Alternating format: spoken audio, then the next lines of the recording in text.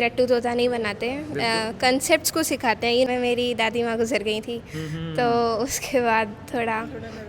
दोस्तों नमस्कार, इस वक्त हम मौजूद हैं शिक्षा नगरी के सबसे बड़े हृदय स्थल संपूर्ण राजस्थान में, जिसका नाम पुकारा जाता है, और वो धरती है सीकर की।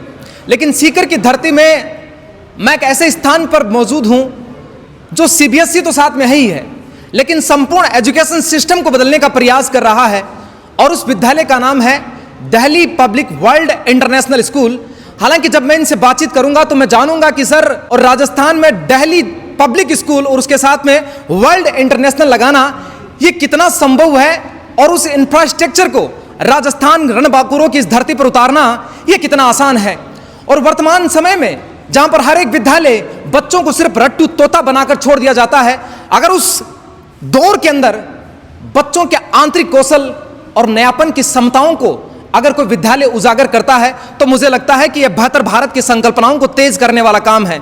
मैं जिस स्थान पर हूं यह एक सीबीएसई विद्यालय है, और सीबीएसई के इस विद्यालय में इस विद्यालय का मोमेंटम जो है वो बेहतर है। क्या कुछ अलग यह विद्यालय कर रहा है और किस सोच को लेकर यह विद्यालय आगे बढ़ रहा है।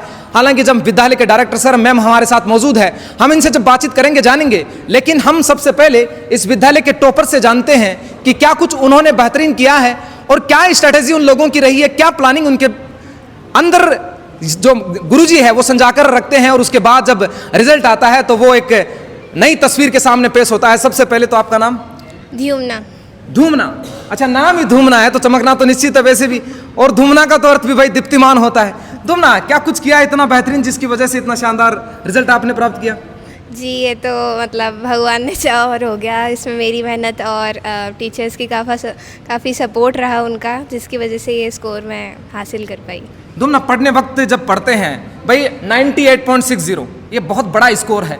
मैं थोड़ा सा जानना चाहता हूं कि अदर बच्चों के साथ वो भी सीबीएसई के अंदर लाना, और अपना पूरा भारत आता है उसके अंदर, और उसको पढ़ना और फिर उसके बाद इतना बेहतर करना, क्या कुछ खास करते हैं, क्या कुछ रीज़न रहता है, क्या तुम्हारा विद्यालय परिवार इतना खास करता है?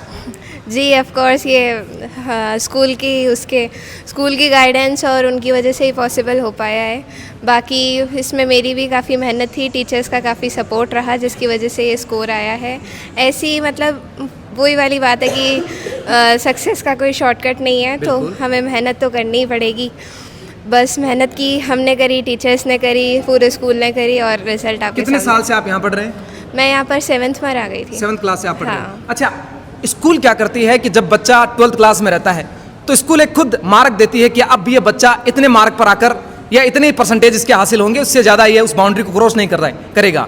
तो उस दौरान कितने प्रतिशत आपने हासिल किया? और लास्ट प्री बोर्ड में मेरे अराउंड 96 या 97 थे, और मेरे बोर्ड्स में 98.6 रहे। इसका यही मतलब निकलता है कि प्री बोर्ड्स हमारे थोड़े ज़्यादा ही हार्ड होते थे, ताकि हमें पहले से ही प्रिपरेशन हो जाए कि कैसे परफॉर्म करना है। अच्छा, जब आप एग्ज़ाम देते हैं, मैं अक्सर टैलेंटेड बच्चों से पूछता हूं, क्योंकि बच्चे जब बहुत ज़्यादा मल्टी लेयर हो जाते हैं तो एक स्ट्रेस एग्ज़ाम के वक्त आ जाता है उनको, जी कैसे आसान करते हैं उसको?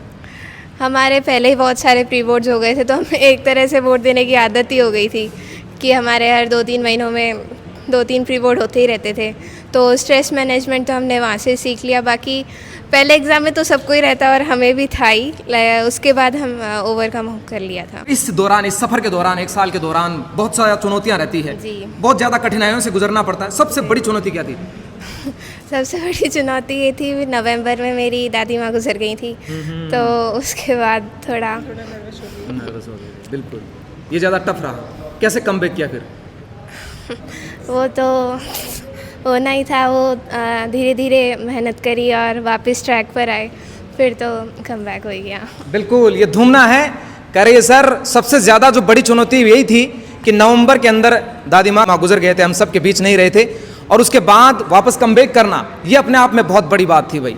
शानदार पल धूमना का है। क्या कुछ बनने का इरादा है भविष्य में?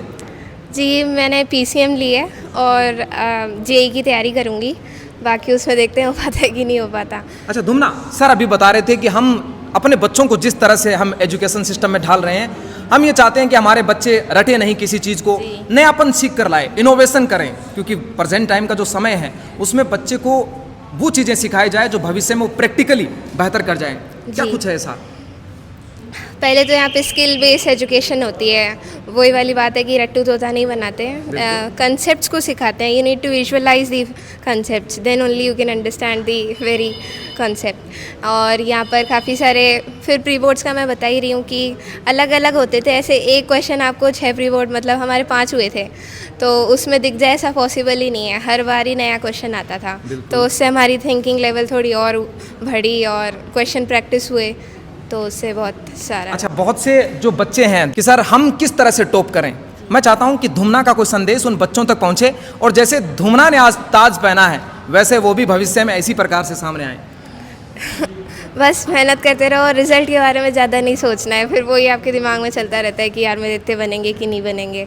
आपको बस मेहनत करनी है and you will get the result. बिल्कुल, सपनों को सच करने का एक ही राज है, मेहनत और लगन, यही आपके सर का ताज है। मेरे साथ और भी बच्चे, क्या नाम बताया अपना? पायल। पायल, कितने परसेंट आपने हासिल किए? 96.4। क्या रीजन था इसके पीछे? इसके पीछे तो रीज़न मेहनत ही थी, स्कूल की मेहनत थी, मेरे पेरेंट्स का सपोर्ट था और फिर खुद की मेहनत थी। बिल्कुल। मैं आपको एक बात बताना चाह रहा हूँ, सर कहते हैं कि हाँ, कश्मीर से लेकर कन्याकुमारी तक, यानी भारत के जितने भी स्टेट हैं उन स्टेट से भांति भांति के टीचर्स यहाँ पर आते हैं।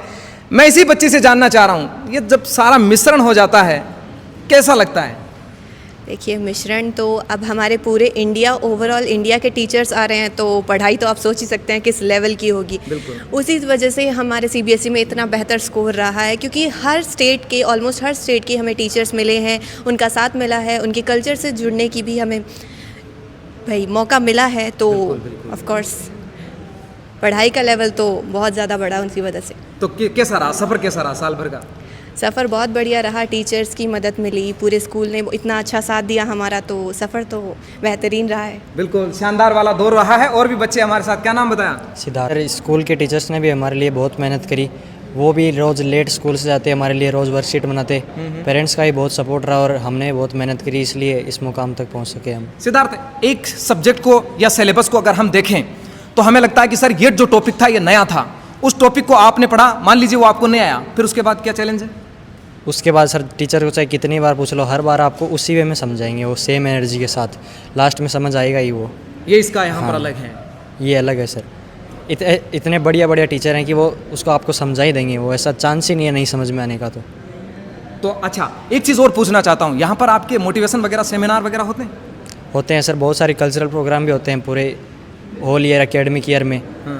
हर बार मैम भी हमें मोटिवेट करते रहे कि आपको ऐसे इतना, मतलब ऐसे पढ़ाई करनी है। हम अब इनोवेशन की तरफ जा रहे हैं, ऐसा लगता है आपको कहीं? लगता है सर, जैसा कि यहाँ पे स्कूल का एनवायरनमेंट मैम ने हमको दिया है वो बहुत बढ़िया है, तो उससे सच में इनोवेशन हो रहा है। इनोवेशन हो रहा है, और मैंने ये इसीलिए पूछा है कि वर्तमान भारत को बदलने की बहुत ज़्यादा ज़रूरत है। और लीजिए दोस्तों, मैं बहुत सारे क्वेश्चंस आज CBSE के जो टीचर्स हैं उनके लिए लेकर आया हूँ। मैम मेरे साथ मौजूद है। सबसे पहले तो मैम, जो शानदार परिणाम रहा उसके लिए आपको ढेरों बधाइयाँ।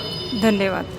दिल्ली ये नाम रखना, इसके पीछे थॉट प्रोसेस तो पक्का है? जी जी। क्या रीज़न है? इसके पीछे है कि उस लेवल का एजुकेशन जो है वो बच्चों को अपने यहाँ मिले।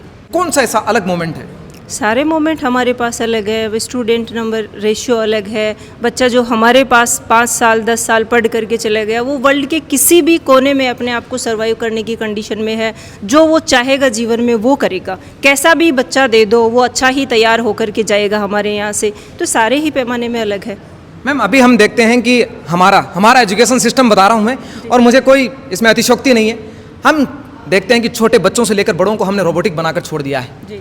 अब उसके लिए क्या किया जाए कि बच्चे अलग करें? अब वो अपनी उस स्किल को आगे बढ़ाएं और पूरे वर्ल्ड में जा कर के अपने लिए कुछ नया आयाम स्थापित करें, पेरेंट्स के लिए कुछ करें। मैम ये CBSE जैसे आपने बताया, CBSE का आपका है, क्या कुछ ऐसा बेहतर करता है, क्या कुछ ऐसी अलग यहाँ पर रणनीति रहती है, हम उसके बारे में जानना चाहते हैं। यहाँ एकेडमिक्स के साथ साथ बच्चे को करिकुलर एक्टिविटीज़ बहुत दी जाती हैं, और सबसे बड़ी बात है यहाँ हर एक बच्चा स्कूल का हर एक एक्टिविटी में पार्टिसिपेट करता है। एक्चुअली क्या होता है, क्लास के 2-4 अच्छे बच्चे होते हैं, वही सब कुछ कर देते हैं। तो प्रोग्राम्स तो स्कूलों में होते हैं, लेकिन बच्चों को उस लेवल का मौका नहीं मिलता। हमारे यहाँ नर्सरी के बच्चे से लेकर हायर स्कूल तक का 11th क्लास तक का बच्चा स्टेज शेयर करता है, किसी भी बच्चे से कभी भी करवा लो। तो ये अपने आप में एक बहुत बड़ी बात है, और वो जब मौका मिलता है तो एक नॉर्मल इंसान भी बहुत ज़्यादा आगे तक बढ़ जाता है। मुझे लगता है कि हमारे यहाँ बच्चों को बहुत मौका मिलता है। टीचर्स जो है वो पूरे इंडिया से हैं तो टीचर्स का सपोर्ट मिलता है। वो एक बच्चे की मेंटल अप्रोच बनती है। जैसे लोकल है तो उसका ध्यान रहेगा, सिक्कर चला गया, उदयपुर वाटी चला गया, जयपुर चला गया, राजस्थान तक का। लेकिन हमारे बच्चे का ध्यान सीधा केरला चला जाता है, या सीधा आप सोचिए बंगाल चला जाता है या जम्मू चला जाता है। तो उसकी एक थॉट प्रोसेस बिल्डअप होती है, उससे बच्चा बहुत आगे तक का काम कर लेता है। मैम जैसे अब हम देखते हैं कि हमारे जितने भी सेक्टर्स हैं वहाँ पर बहुत से टीचर्स हमारे बहुत शानदार तरीके से पढ़ा भी रहे हैं, लेकिन वो चीज़ नहीं कर पाते हैं जो बाहर फॉरेनर्स करते हैं, विदेशों में जो पढ़ाई होती है। तो क्या हम ये कह सकते हैं कि अब भारत जो है वो ऐसे विद्यालयों की नींव को गढ़कर बेहतर भविष्य की तलाश कर रहा है? बिल्कुल कर रहा है। एक्चुअली क्या हमारा सीबीएसई के द्वारा जो डिजाइंड करिकुलम है वो इंग्लिश मीडियम करिकुलम है। अब हमारे यहाँ समस्या क्या, टीचर्स तो हैं, बहुत अच्छे भी हैं, बट वो रियल में इंग्लिश मीडियम वाले टीचर नहीं है। इंग्लिश मीडियम के बच्चे के सामने चैलेंज ये होता है कि वो ना तो हिंदी का रहता है ना वो इंग्लिश का रहता है। एक्चुअली पढ़ाया ऐसे जाता है, हिंदी में लाइन जो है रीड करी जाती है उसको हिंदी में बताया जाता है, तो एग्ज़ाम लिखने के समय बच्चा वो अपने मन के विचार या अपना जो नॉलेज है वो कॉपी में उसको नहीं कर पाता है, इसलिए ऐसा नहीं होता है। मैम सीबीएसई में बच्चे क्यों आना चाहिए? मतलब अभी सीबीएसई का ज़माना है। एक्चुअली सीबीएसई का पेपर पैटर्न और एग्ज़ाम पैटर्न है वो एनटीए बेस्ड होता है, जो बेस्ट है, बच्चे को फ्यूचर के लिए तैयार करता है, कंपटीशन एग्जाम्स के लिए तैयार करता है, तो बेस्ट है ये। बिल्कुल, ये जो तमाम बातें थी हमने मैम से की। निश्चित रूप से इस विद्यालय के बारे में हमने जाना और एक बहुत शानदार तरीके से बच्चों को जिस तरह से यहाँ पर तैयार किया जा रहा है ये अपने आप में अद्भुत है, अविश्वसनीय है, अकल्पनीय है, असाधारण है। जितनी बात करें कम है।